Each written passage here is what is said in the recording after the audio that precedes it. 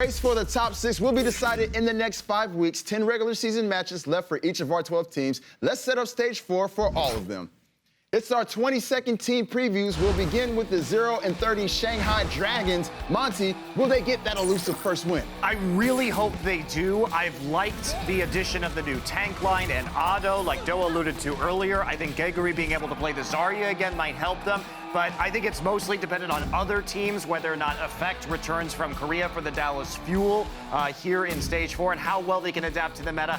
I'm not super optimistic. I think 0-40 is still a very real possibility. All right, the Florida Mayhem got a couple more wins in Stage 3. What's next for the Florida Mayhem, Mr. X? I think they need to figure out what they're going to do with this roster moving forward. I don't think this meta is going to be great for them. I mean, their weakness right now is their support line, and potentially you're adding even more supports into the mix, so I think that'll kind of spread them a little bit thin. I think you need to figure out what's going to go on main tank moving forward, and then with your DPS players as well. All right, Doa, the Dallas drama continued in Stage 3. Will the fuel continue to burn in Stage 4? You know, it kind of feels like they've burned out at this point. I think it's like Monte said, if Effect comes back, I think maybe he can carry them to a couple match wins. If not, I think I could see these guys going 0-10, as sad as it is. I mean, OGE looked a little bit promising. Who knows what we're going to see in the meta? Obviously, this is a team that likes to experiment, and this is going to be kind of a playground for that, as we have this totally new sort of way to play the game coming in with Brigitte. But overall, I don't think things look good. All right, now, Monte, the San Francisco Shock got 6 of their 12 wins in Stage 3. Yes, they did, and I think they looked good doing it too. They are 6-4 coming out of stage 3, and they look better and better. Architect is integrating into this team. They're bringing in a new off tank as well. So this is a team that I think is going to continue to improve. They also have Krusty now as their new coach, so they've shook a lot of things up, shook a lot of things up, and it'll be good.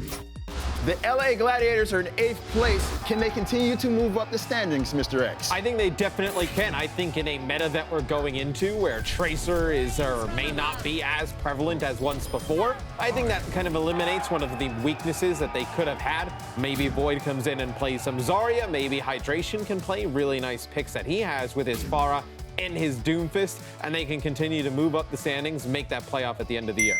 All right, the Houston Outlaws had 7 wins in Stage 1, 5 wins in Stage 2, and 4 wins in Stage 3. Can they return to Stage 1 form, Doa? You know, I'm actually really curious about this team because I think this could actually be a great meta for the Houston Outlaws. They're a team that likes to play the defensive game. They're a team that really relies on their Junkrat, which is probably going to be pretty good in this meta. They're a team that hasn't been the biggest fans of using Tracer in the past, which now they may not need to with Brigitte shutting that down so hard. So I think overall, I think Houston's in for a pretty good stage. All right, halfway through our 12 teams, Monte, can the Fusion hang on to a top 6 spot in Stage 4? I actually don't think they can, Malik. I think that they were really showing signs of wear throughout Stage 3, coming off that Stage 2 finals high. And even though it's a great meta to be fraggy on that Reinhardt, I do have a lot of questions about EQO's decline in performance. What is Carpe going to play in this meta? So I think they're on their way down. All right, the Valiant made their first stage playoffs in Stage 3. Mr. X, where do they go from here? I think they're in an interesting spot. I think their tanks are very good. I think their supports are great as well.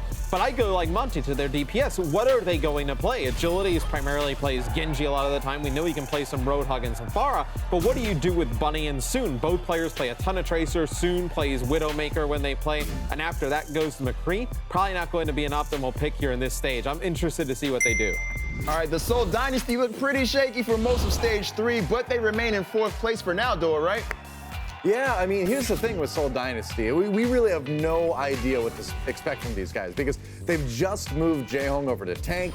You know, who knows what they've got going on with Zumba, right? This could be a meta that, you know, either they are totally unprepared for or they've been planning a long time for. We really just don't know which one it is. I think in a meta that's moving towards a bit more triple support, perhaps, and Jaehong moves to tank, it's going to get crazy. So I really have no idea. All right, the London Spitfire have won 4 of their last 5 matches. Is this team for real right now, Monte? Do they have the momentum? Yes, they do. They're undefeated on a quarter of this map pool, so 25% is 100% for them. They're going to be coming in with a lot of depth on their roster, and if Birdring gets back into form, his wrist starts feeling better, they are going to be an extremely dangerous team. Also, we have to remember Prophet is a great Zarya player, so I'm really liking London in this stage.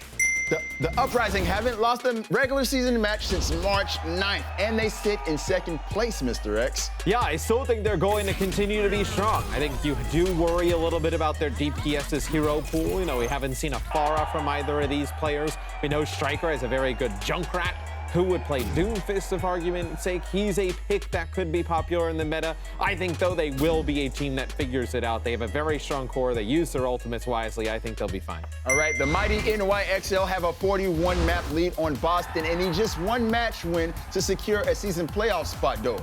Well, here's the thing. I mean, they're NYXL, right? They're the best team in the league, no doubt about that. This meta may test them because they're not going to be relying on Sabiel B's Tracer as much as possible. But I think with the way this team is, with how individually skilled all these guys are, they should be able to adapt. They should be able to make it to their 4th stage finals. I got the number right that time. All right, well, the stage playoffs have been amazing so far. But if you think that's exciting, imagine how insane the season playoffs will be in July as the teams prepare for the final stage.